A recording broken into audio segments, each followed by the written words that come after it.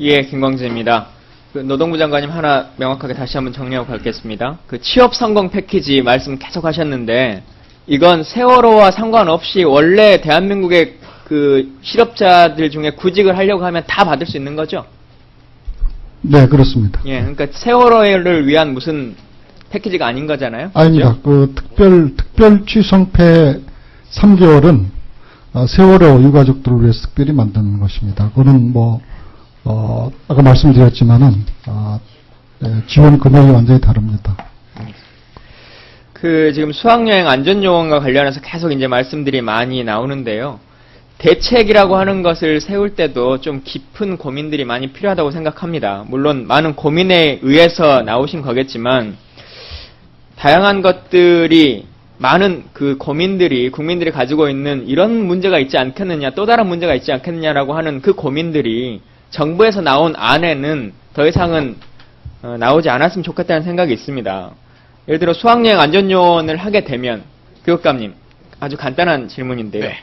하게 됐을 때 이 안전요원에 대한 비용은 누가 되겠습니까? 상식적으로. 결국 교육청이 돼야 되지 않을까 하는 생각. 교육청이 낼까요? 네. 수학여행을 참여하는 학생의 비용 안에 포함이 되겠죠. 교육청이 따로 안전요원의 비용을 내주지는 않을 테니까요. 또 하나는 이게 어찌 보면 책임 전가의 하나의 방법일 수 있겠다는 생각이 듭니다.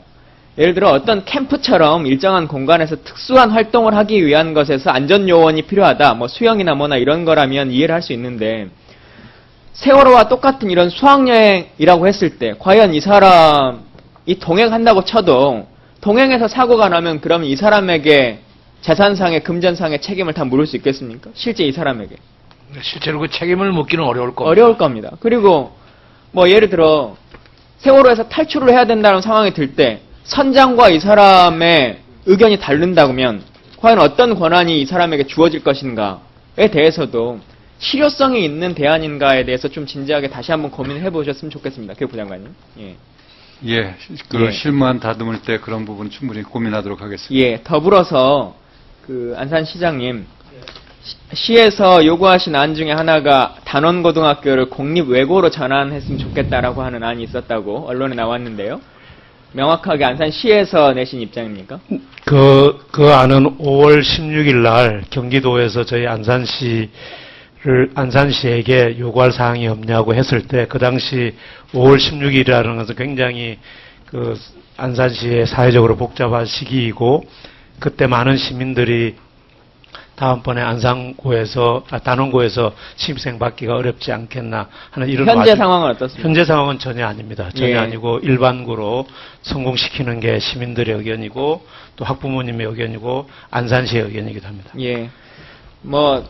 외고 자체가 가지고 있는 학벌주나 이런 논쟁을 지금 여기서 할 상황은 아닙니다만은 다양한 고민들이 있으실 거라고 생각합니다. 이러면 어쩔까 저러면 어쩔까라고 하는 생각들도 있으실 거고. 초기에 그런 고민이 있었습니다. 예.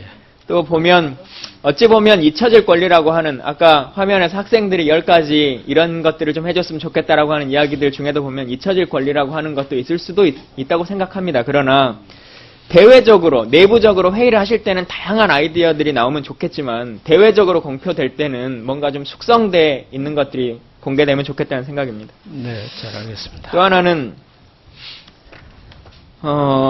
대한민국에 많은 매뉴얼들이 있습니다. 매뉴얼이 없어서 꼭 이런 문제가 발생되느냐라고 하면 매뉴얼은 있어요. 근데 실제로 그 매뉴얼들이 잘 작동되지 못하고 실효성이 없는 매뉴얼들을 갖추고 있죠. 지난번 국방부 때도 나오지만 해군에 긴급요원이 투입되려고 하는 것은 법적으로는 1시간 이내에 돼야 되는데 병력은 진해에 있고 헬기는 포항에 있으니까 대한민국 어디에서 발생이 돼도 1시간 이내는 갈 수가 없는 매뉴얼을 가지고 있죠. 국방부조차도.